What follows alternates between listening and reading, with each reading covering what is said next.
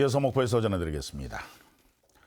영암 국제자동차 경주장은 전남의 대표적인 예물단지입니다. 수천억 원을 들여서 시설을 지었지만 뚜렷한 활용 계획 없이 방치되고 있기 때문인데요. 영암 F1 경주장이 국내 최대 규모의 자동차 복합 문화단지로의 변신을 시도하고 있습니다. 박상훈 기자의 보도입니다. 최고 시속 350km를 넘나드는 꿈의 자동차 머신 F1.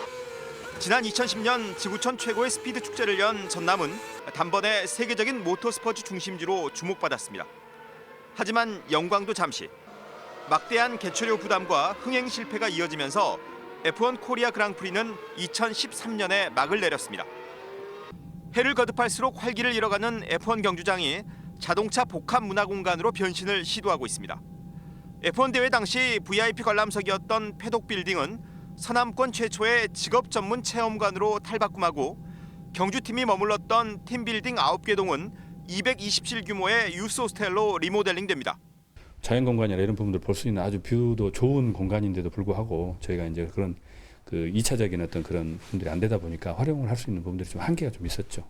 트랙 주변에 자전거 도로와 트레킹 코스를 비롯해 자연 숲이 조성되고 드라이빙 체험 시설과 모터 레포츠 게임장, 드론 연습장 등 가족 단위 관광객이 즐길 수 있는 체험 시설이 곳곳에 들어섭니다.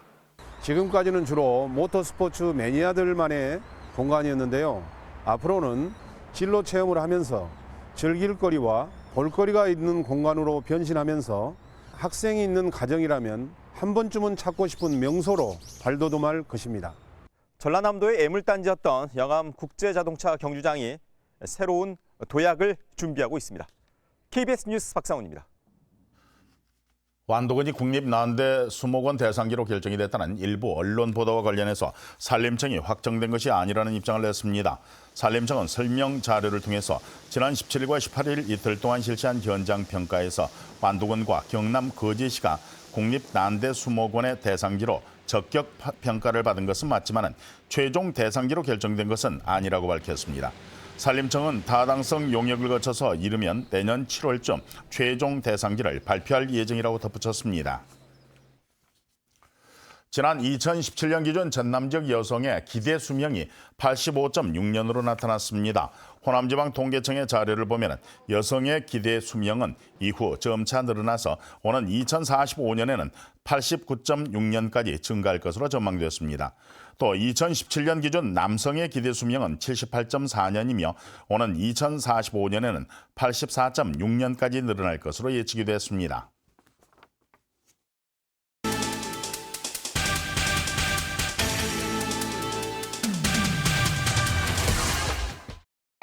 전라남도 교육청이 다음 달 1일부터 온라인 유치원 입학 관리 시스템인 처음 학교를 통해 내년도 공사립 유치원 입학 원서를 접수합니다. 신입생은 3군데, 재원생은 2군데까지 신청 가능하며 선발 결과는 다음 달 12일과 26일에 발표합니다. 완도 수목원에서 오는 26일부터 이틀간 숲속 음악회가 열립니다. 음악회는 오전 11시와 오후 1시에 각각 1시간씩 관현악과 대금 연주 등으로 꾸며지며 수목원 측은 관람객들에게 황칠나무와 백냥금 800그루를 나눠줄 예정입니다. 진도군 농업기술센터가 쌀 품질 분석 서비스를 무료로 운영합니다. 희망하는 농민은 쌀 500g을 진도군 농업기술센터에 제출하면 쌀 성분 분석은 물론 품위 판정과 신미 측정, 단백질 함량 등의 정보를 제공받을 수 있습니다. 해남 대흥사의 유네스코 세계문화유산 등재 1년을 기념하는 음악회가 열립니다. 해남군은 오는 26일 오후 2시 대흥사에서 가수 하림과 작곡가 고상지 등이 참여하는 천년 사랑나무 음악회를 개최한다고 밝혔습니다. 지금까지 단신 브리핑이었습니다. 더불어민주당의 박용진 의원은 국정감사에서 드러난 전남대병원의 채용 비리 의혹에 대해서 철저한 수사를 촉구했습니다. 박 의원은 오늘 국회 정론관에서 기자회견을 열고 아빠 찬수와 품앗이 채용을 넘어서 조직적인 자녀 고용 세습 의혹까지 등장하고 있다고 지적했습니다. 특히 채용 비리 의혹의 중심에 있는 사무국장이 보직을 사퇴하고 공로연수에 들어간 것은 전형적인 꼬리 자르기라고 비판했습니다. 박 의원은 사무국장 파면과 병원장 사퇴를 촉구하는 한편 경찰도 압수수색 등 강도 높은 수사에 나서야 한다고 강조했습니다. 5.18 기념재단과 5월 세계 단체가 구글과 유튜브에 방송통신심의위원회가 내린 5월 가짜뉴스 콘텐츠 규제 결정을 즉각 이행하라고 촉구했습니다.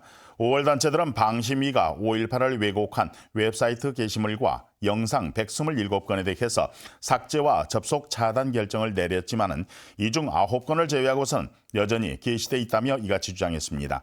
이들은 또 방심위가 결정사항 불이행에 따른 처벌 권한이 없다는 이유로 이 같은 상황을 모면하고 있다며 실효성 있는 제재 방안을 즉각 마련하라고 촉구했습니다. 가거도 해상에서 불법 어구를 사용해서 조업을 한 혐의로 중국어선 4척이 잇따라 납포됐습니다. 지금까지 목포에서 전해드렸습니다.